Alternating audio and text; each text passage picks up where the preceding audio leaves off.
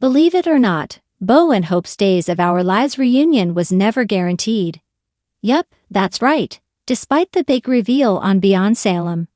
Chapter 2, The Cliffhanger Was a Gamble. Maybe it would have been left to our own imaginations as we pictured Bope finally finding their way to each other off-screen. Maybe it wouldn't have been picked up until the writers got the go-ahead years later. If anything, head writer Ron Carlivati told Soap Opera Digest in their most recent issue, it had originally been conceived of as Beyond Salem.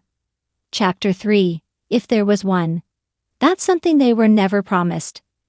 They knew the whole Bo is alive thing that ended Chapter 2 was an edge-of-your-seat story.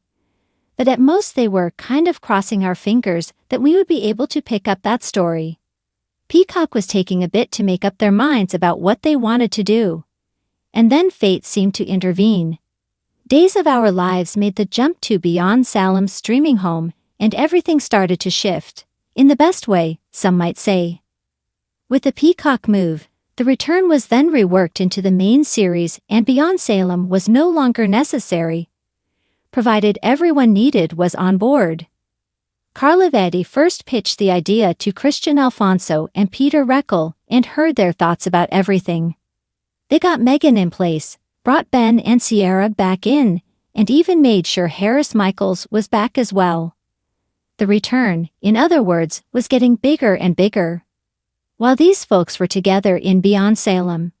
Chapter 2, it would be the first time they'd all be coming home to Days of Our Lives itself. That in and of itself makes this event huge.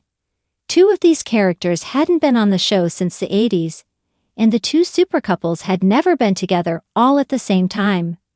Bo had only very briefly met a grown Ciara before dying and hadn't been around for her and Ben's love story.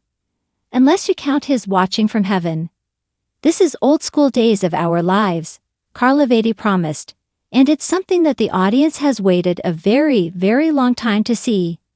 Grand reunions, Machiavellian plots, family coming together. If that doesn't sound like classic soap, we don't know what does.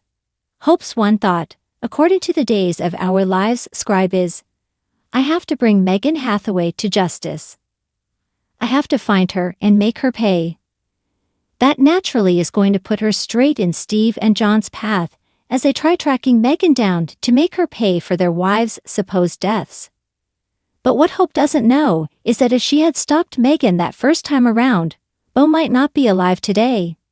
The long and the short of it is that Hope is on a collision course with Bo and she's unaware of it, but the audience knows. And John and Steve, of course, don't know that Kayla and Marlena are still alive, but we do.